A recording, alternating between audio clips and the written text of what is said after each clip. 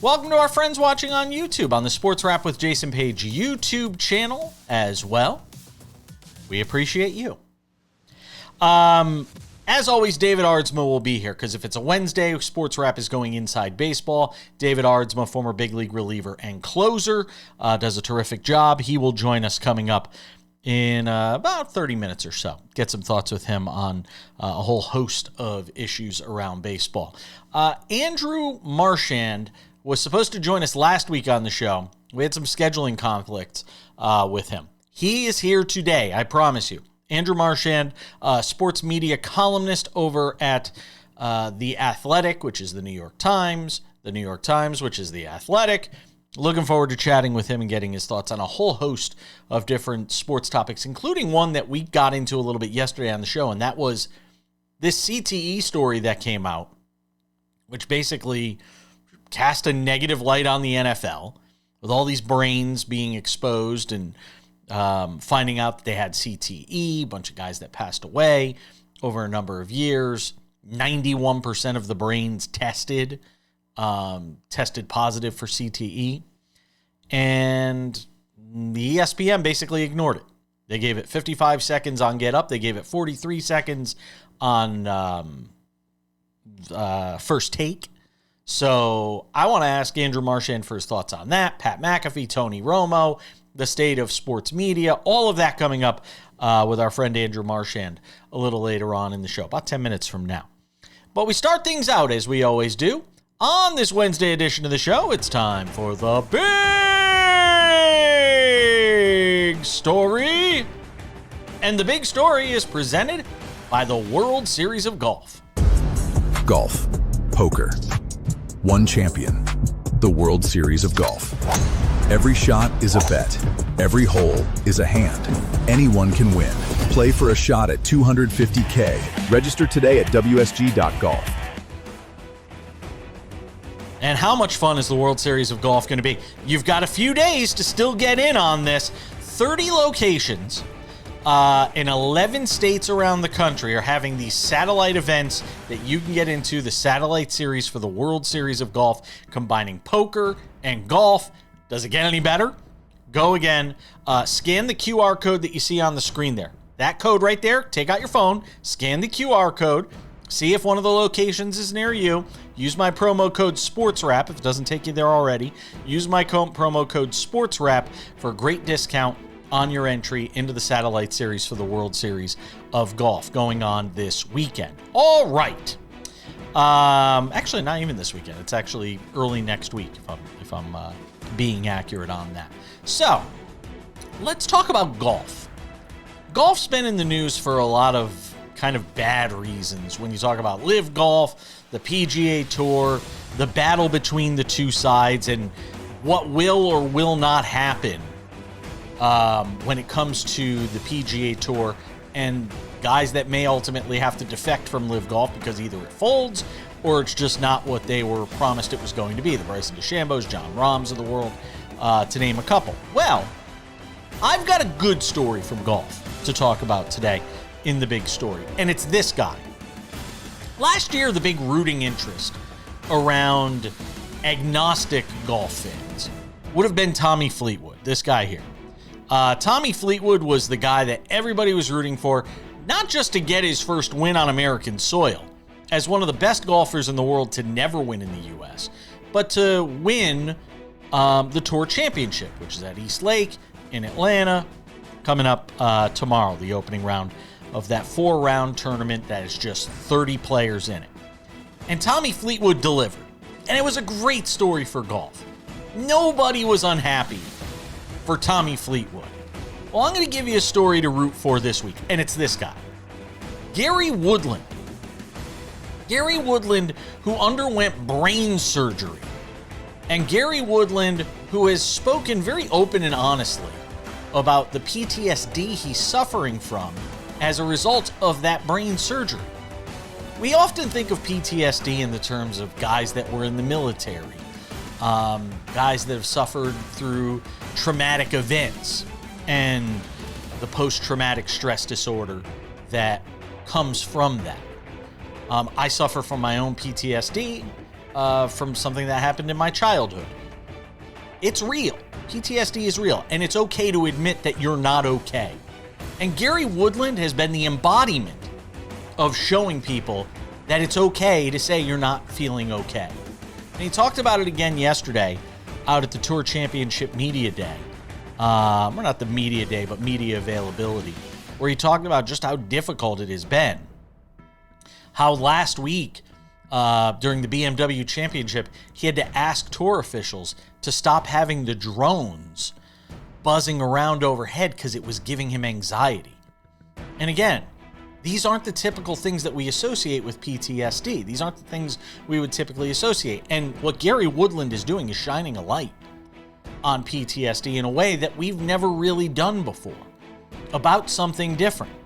That a lot of people, as he said, can't really imagine what it's like to go through brain surgery, but they can't imagine what it's like to feel that anxiety, that raw emotion.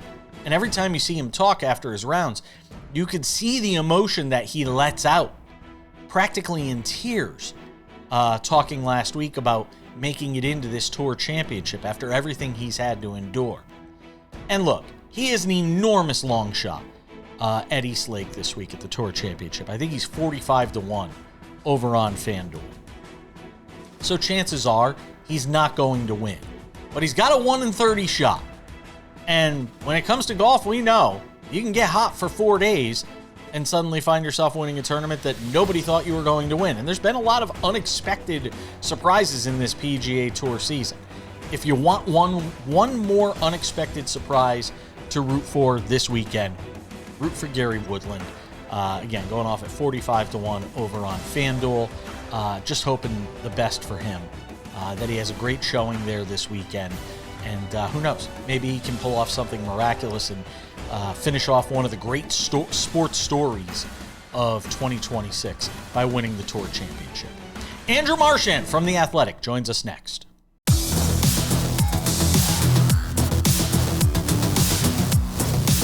Good to be back with you on this Wednesday edition of the show. I've had my say in the big story. Dying to see what this guy has to say. The one and only Andrew Marchand is here. I said we'd have him last week, but we made it happen this week. We were just saying, he's one of the busiest guys in media because sports media news never dies. I mean, that's where we are, my friend. You're a journalist, so I want to start with this because it was hot yesterday and it got me going. This whole thing about, this CTE story that came out, and I want to talk about it from a journalistic standpoint. Has ESPN just basically ceded the ground on anything journalism related when it comes to the NFL now? Because you got Greeny doing 55 seconds on Get Up in a reader on the CTE story that came out. For those that didn't see it yesterday, new study, 1 in 4 brains of former NFL players testing positive for CTE.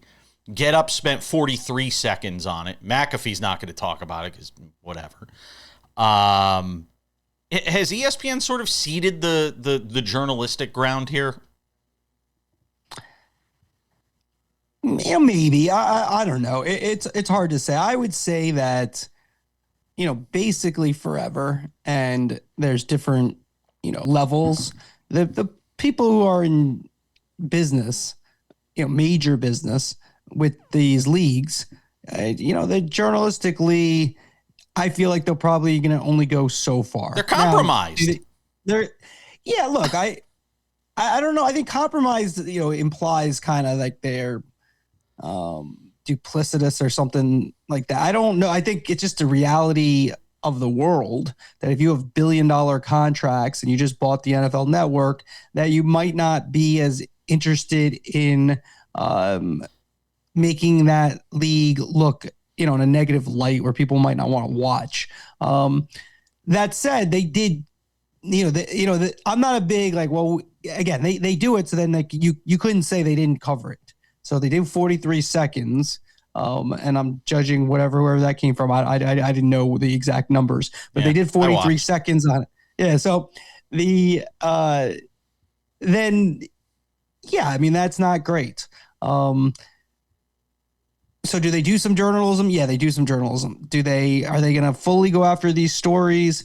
I think, I think there is some, I think if you have a, jaundiced eye towards them with that stuff, I think that's fair as well. I think it's why independent journalism matters, Andrew. I think it's why independent sports journalism, when we always talk about it in news that, find those independent outlets, the BBCs and the Sky Newses of the world and things like that. I think it matters just as much in sports now, because a lot of these leagues, and I'll use the word compromised. You don't want to, that's fine. But I'll use the word compromised because there are certain angles that they just will not tackle out of fear of what it means for their relationships there. That's the way I see it. I don't know how there's another way to see it. Yeah, the only thing I would say, so we're singling out ESPN. I would say, though, if you look at it in the total, looking at all the networks, I'm trying to say it. Yeah. I tried to use multi-syllable word for me. It was too much. But if you look at all the networks, ESPN does the most journalism in terms of the ones that have major sports: Fox, CBS, NBC. Sure. So, and they are the biggest, but I do think you have to be a little bit fair, because these other networks aren't doing any, and they're doing some. And yes, they are the ones called themselves the worldwide leader. Standard. They're the standard. They're still dominant. Even though maybe a fading dynasty, they're still a dynasty. Has this network has Pat McAfee become too important at this point to ESPN? They don't think so. We'll see. I mean, I would say. I'm asking you, though. What do you think? Yeah, I would say that they're putting a lot of eggs in the McAfee basket, and I would argue that their management style has been looking the other way. They look at it as, McAfee has been a huge success. Maybe. I mean, that's what, they're obviously, as I reported, in the midst of a potential $60 to $65 million per year contract to license the show and for him to be on College Game Day, NFL Countdown, and maybe his own Oldcast, as well as maybe some other stuff that they're still working on. But I would say talking about an 18-year-old's sex life, having a guest on who's alleging that stars are on the Epstein files when they're not, calling executive a rat, calling reporters rats.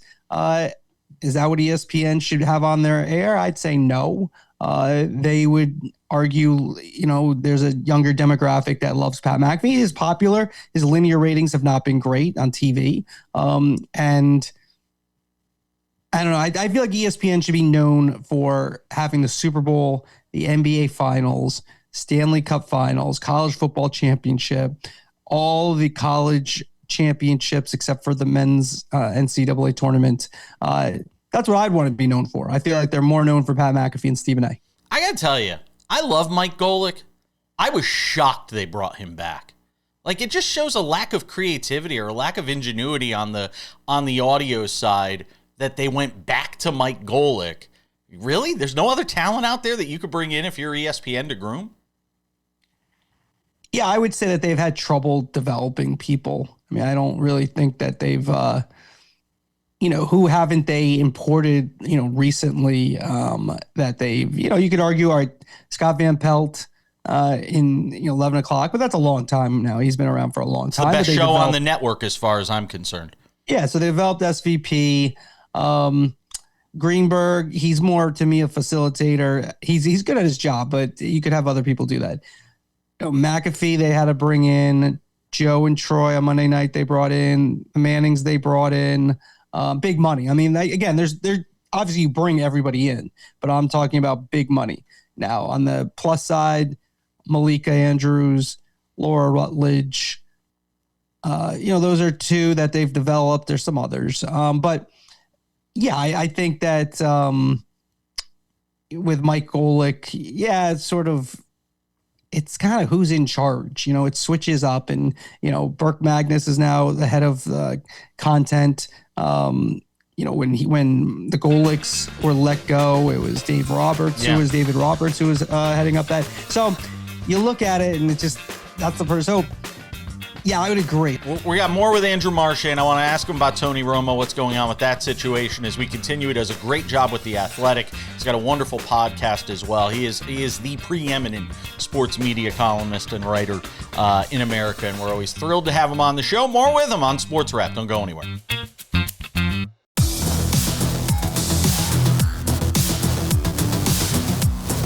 David Aardsma, former big league reliever and closer, joins me in 10 minutes as SportsWrap goes inside baseball. Andrew Marchand is with us from The Athletic. Has a great podcast as well. All right, let me get to Tony Romo. Have we seen the last of him on CBS? Is this a fait accompli at this point? I wouldn't say fait accompli, but if I were betting, I'd say we've seen the last of Tony Romo on CBS. It's not impossible for him to come back. They've put him on leave. They've promoted J.J. Watt to team with Jim Nantz on the number one team. They'll be on that first late afternoon game for CBS. So you look at it, he has his day in court September 21st. They put him on leave largely. They don't want it to be a distraction. They don't want it to be the centerpiece of their coverage. They are concerned about their image and the image of what they're presenting. You know, Tony says something silly and just there's gifs everywhere. Is Tony drunk? Is he this? Is he that? Because he was arrested for OWI, which is the same thing as DWI in Wisconsin. It's only a misdemeanor there. Is there a possibility he gets it thrown out? Maybe, how does that change the equation?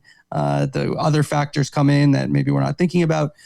But I think when you add in the fact that Tony Romo has regressed so much, I don't think that they're eager to have him back. And I point towards the Super Bowl that they have, not this year, but the following year, February 28th. If you're David Burson, president of CBS Sports, do you want Tony Romo in that booth? Forgetting this thing, this in general, I don't think they did at this point.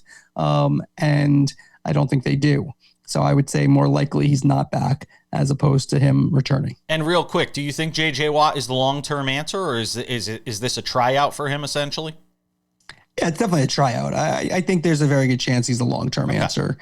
Burson hired him and he did well with Iron Eagle. We'll see how he does with Jim Nantz. We've spent decades watching the NFL essentially say, we're going to name our price, and networks have paid it.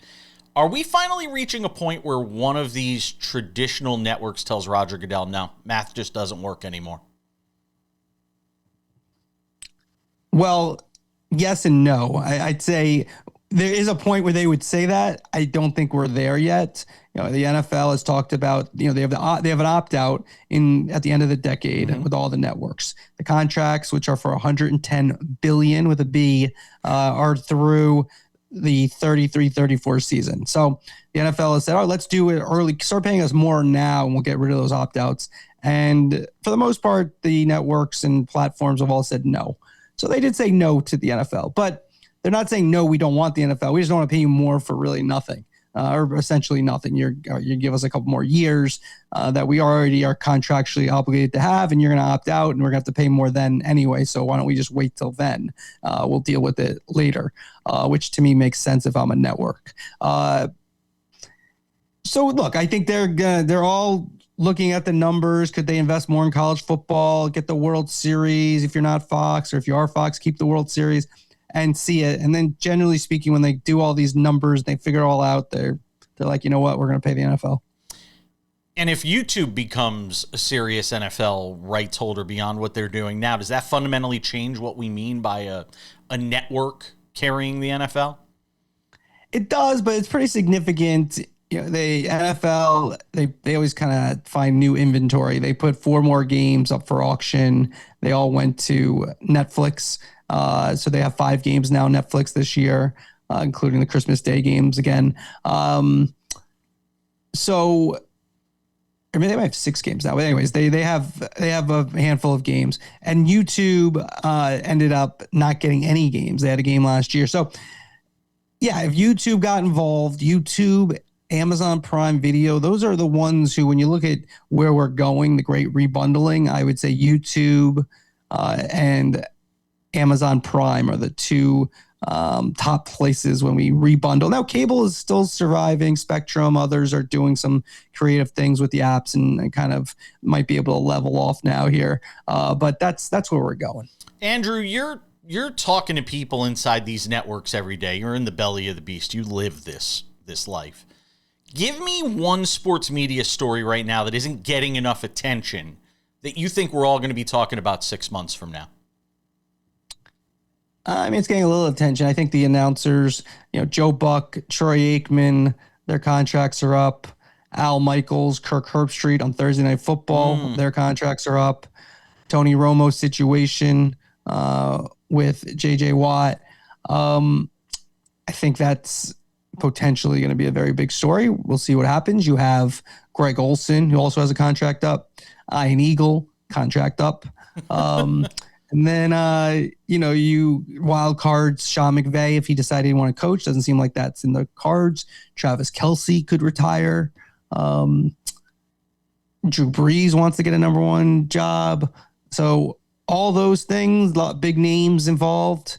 The only one that's kind of safe, it feels like, or nothing's going to happen is Mr. Tom Brady in $375 million contract / Raiders minority owner. Well, and that's also, part of the Romo conversation is he's owed $72 million or something like that. Yes, how are they going to negotiate that? And part of me wonders if that's just the holdup at this point, is figuring out a way to settle that, and then they could sort of exile him. Yeah, I mean, I think Tony's gonna have a pretty good case as far as I could tell. Now, I am not a lawyer, but right now, if they just try to say, hey, we want to just take back money, it's probably gonna end up being a misdemeanor. I don't know if you're going to be able to take back $72 million. Can you get a little bit of a haircut and make a deal where it makes sense for Tony, basically get most of his money? Maybe. But, I don't think Tony's going to give up much of that money, if any of it. I like Ryan Ruocco. Doing these WNBA games. But it feels like of all the things now with what is coming together for the WNBA, despite everything we want to talk about with the off-the-court stuff, are they missing a true elite play-by-play person when it comes to the WNBA and play-by-play? Because it feels like to me they are. Like if I could go through every sport and say, boom, this person. Yeah. I feel like I can't do that with the WNBA. Yeah, I would say Ruocco's the man there. I would disagree with you. I think if you look at the WNBA, like who do you expect to be doing that? Like, do you expect Ian Eagle to be doing it? Like who? Mike Breen? Like who? I don't who know. Would be the person? I don't know. Yeah, I feel like Ruocco's a style. Mike Breen did that before. He got the NBA Finals. I feel like Ruocco has established himself as the voice of women's basketball. Andrew Marchand does a great job over at The Athletic. Thank you, my friend. I always appreciate it. Thanks, Backpage. Be well.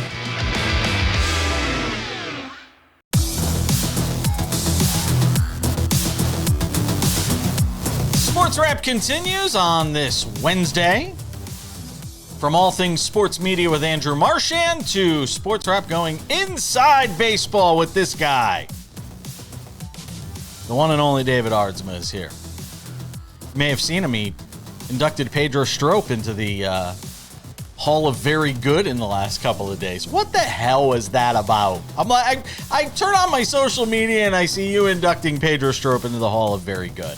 Like, Hall come on. Very Good. It's fun, man. It's great. It's fun site. If you don't follow them, check them out. Just kind of fun. It's honoring baseball players that don't get honored on other levels. You can't win like a Cy Young or MVP and get in, or above a 38 WAR or something like 38.6.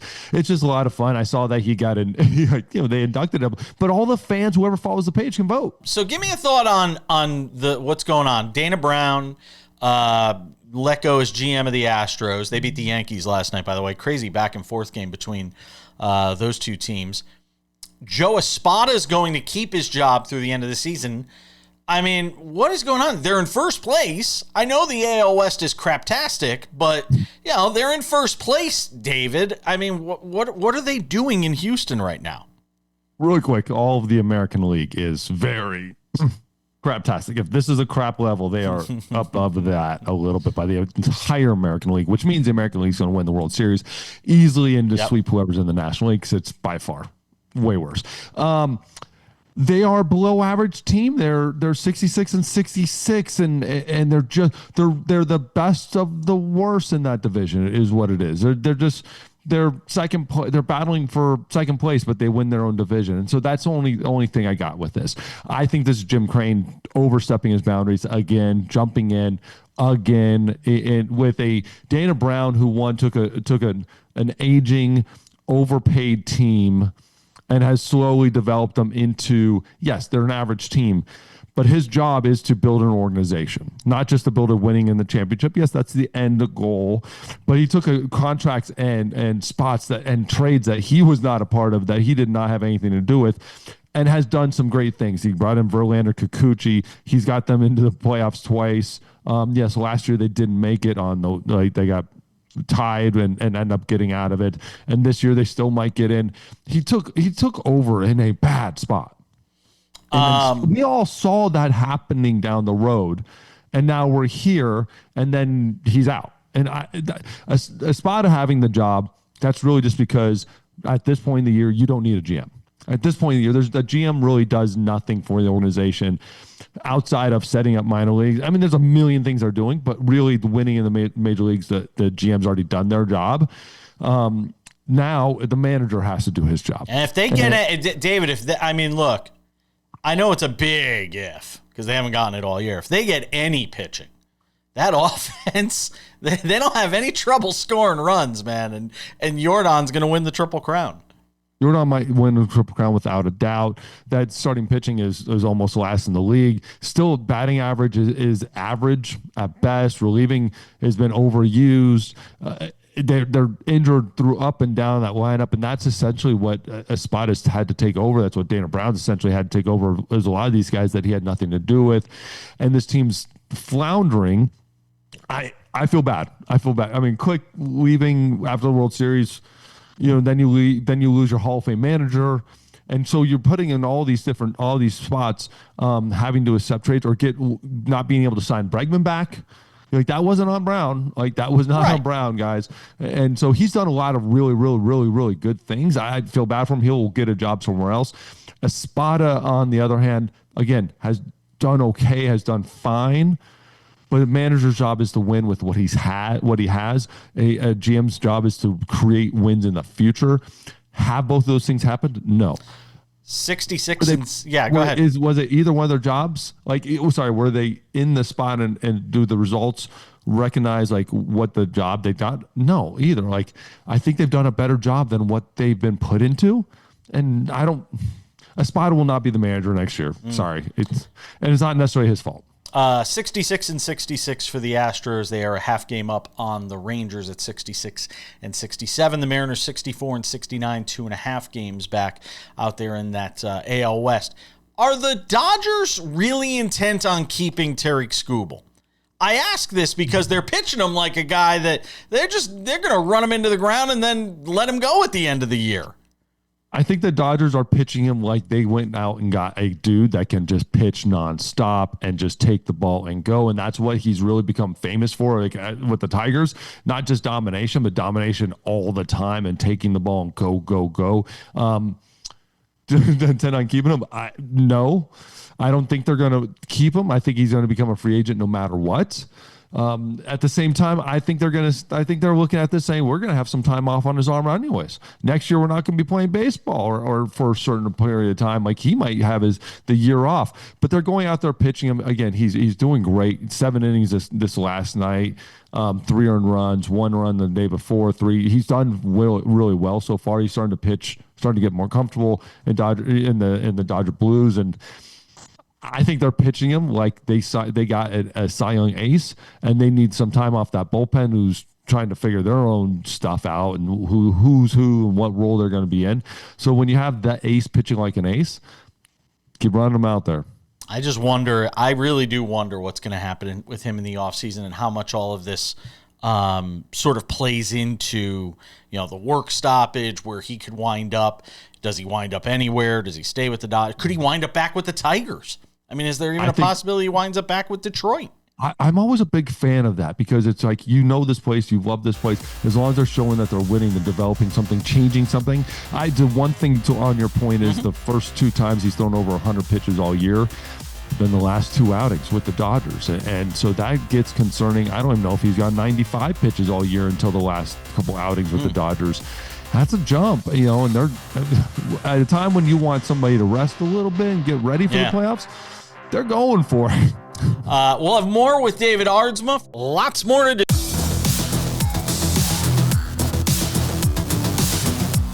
Welcome back. Odds and Ends wraps it up 10 minutes from now. David Aardsma is our guest every Wednesday on the show as SportsWrap goes inside baseball. All right. I'm trying to think of situations where guys, by the way, got dealt from a team at the deadline and then came back in free agency the following year. I know it's happened. Chapman. There isn't. What'd you say? Chapman. Aroldis Chapman. That's right. He's the one I constantly always go back to. But again, like those are usually like 1-year deals, and reliever at mid to late 30s. It's short deals. It's a little bit different. Tariq Skubal's going to go out there and demand the world. I'm still trying to figure out how the Tigers are 62-70 with a run differential of plus 73. By the way, that's the one that jumps off to me because everybody else's run differentials are just brutal. I don't understand. I don't understand. Put together at the wrong time. That's just score your runs. That's why the true case when you're like, hey, you scored 10 runs. Like, stop. Yeah, I'm like, does run differential really matter? Is what it comes down to for me. Ketel Marte. The way this whole thing is played out, it sounds like he's going to be back with the team. David, I mean, you're there in the belly of the beast in the greater Phoenix area. So what do you make of the way this has played out over the last couple of weeks? Okay. Ooh, that's a loaded question. That's a huge question. How do I think it's played out? One, Ketel Marte, let's get this out of the way. This is not he's going through something mental, or there's something mindset. At the casino while they're playing a game. That easy first reaction is bad on that one. Totally different. And I think Tori Lovello did a great job of explaining it, saying, hey, he went to rehab this morning. He went to the rehab. Here's the difference is the Diamondbacks are unique compared to every other team in baseball, including the Marlins, to where their rehab facility is literally 15-minute drive from their major league ballpark. Right. So instead of going to, like, if I'm the Mariner, I'm in Peoria, Arizona. And so if I go to a casino, nobody cares. It's the same thing that Ketel Marte did. It's just the relative distance. If you're a New York Yankee, you're in Tampa. If you go down on Hard Rock, nobody even bats an eye. You go to a strip club, nobody cares. You're on rehab. He's on rehab assignment. It's just proximity makes it look. And this is the biggest problem. This is it. This is the biggest one. It's not even Ketel Marte being in the casino. All right. The Diamondbacks have absolutely dropped the ball on the moment he came back on communication. So we all thought that you should be at the ballpark. You should be in uniform in the top step rooting on your teammates. The Diamondbacks said, no, he's in rehab, but they didn't tell us that afterwards. So we're all sitting here, and it was a friend of mine that saw him at the casino and posted the pictures, and they're posting and I'm going, oh my God, this idiot, what are you doing, dude? I'm watching the game and you're here. But the Diamondbacks didn't communicate, dude, he's not on the roster. He's not at the stadium on purpose. We don't want him here. He's at rehab. So if you're a Yankee and you're down in Tampa going to dinner and you're not even thinking about it, no one talks about it. Right. You're on your yacht having a party, no one talks about it. You're fine. That's what you do. You're in Miami. You're not up at the ballpark, right? So it's a proximity thing. Now, when you are proximity this close, bad look, yes. That's the one thing that's not Ketel Marte's fault. The Diamondbacks should have said, hey, guys, early, by the way, he's back. He's going on rehab. He's going to the facility. He's not going to be in uniform, so he can go to dinner and do whatever. That's his thing. So if you see him out during a game, That's not a problem. But like that's the one issue the Diamondbacks have, but they should know that in communication wise. Tony Lovello is amazing. That's the spot they dropped the ball. Diamondbacks 1 game out of the final wild card spot with the Padres at 71-62, Arizona at Perfect 70. time to have a complete mental breakdown. Perfect time. 63. All right, as a reliever, I got to ask you about Jeffrey Yan. The Mets reliever, seen here jumping in the air after one of his strikeouts. And, I mean, look, everybody's talking about this. You know, he went nuts last night, too, after Lindor's crazy catch in that Mets win over the Brewers. So as a reliever, you've probably seen some crazy things. Where does this rank on the list of crazy things you've seen as far as eccentric relievers go? This is tops. This is absolutely the biggest. Because a lot of times, at least it's like after strikeouts and you know the strikeout happened and you do your thing, or it's like an entrance thing. The entrance thing has happened forever. You know, you come in different, or you come in, you slide in. I've seen that. You've seen other things. It's absolutely insane. In the last minute, Kinsley Rasmus. Little League World Series. If people have not been watching this, out of Phoenix City, Alabama, she has been the talk of the Little League World Series. I can't get enough of her. The girl is just rocking it out there. She's amazing. I love it. I love watching her play. I love watching her play baseball. The thing about it is, like, we're talking about her. She's just a baseball player. She is. Just a baseball player. So amongst the entire Little League World Series, she is one of many that are amazing and taking the cake and just running with it. She's incredible. She can play. I hope this allows more girls to get in and play at this level, or at least shows them that they can, and opens more doors that, like, you don't have to go play softball. You don't have to do this. You don't have to do that. You can play with the boys here and just roll with it as long as you can. And you know what? She's an athlete. She's killing it on pitching, hitting, defense, everything. Amazing. I love that we're talking about it. That's a girl playing. I actually like to pull back and say it's just a ball player. She really is just one of the ball players. I don't even say one of the guys. She's just one of the ball players. With everybody else. Yeah. And you know what? If you can play, this is always been my argument. If you can play at the top level, whatever it is, play at the top level. And she's doing it. And, like, if she can play in high school, let's go. If she can play in college, let's go. If she can play in the minors and the big leagues, hell yeah. David, I hope she keeps playing baseball. I know she's saying she's going to go play softball, and they're talking about her playing flag football because she's really good at that. I hope she plays baseball. She's an athlete. She's really just going to be an athlete at something. She's a beast. David Aardsma, Sirius XM MLB Radio. He does a great job. Always appreciate you, my friend. Have a great week. Thank you.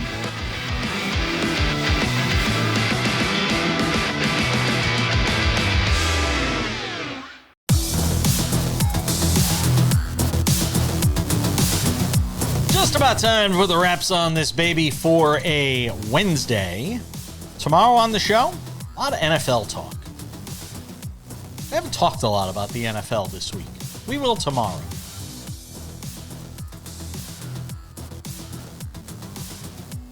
Before we go, a couple of reminders. The Sports Wrap with Jason Page podcast. The Monday through Friday TV version of the show available in its audio form wherever you get your podcasts.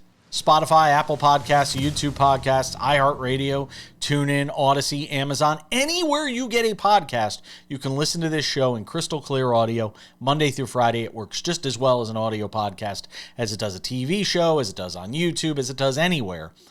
Go and subscribe today. 45 minutes with very limited commercial interruptions. The Sports Wrap with Jason Page YouTube channel is the place to go for the Monday through Friday TV version of the show with no commercial interruptions. 45 minutes waiting there for you each afternoon.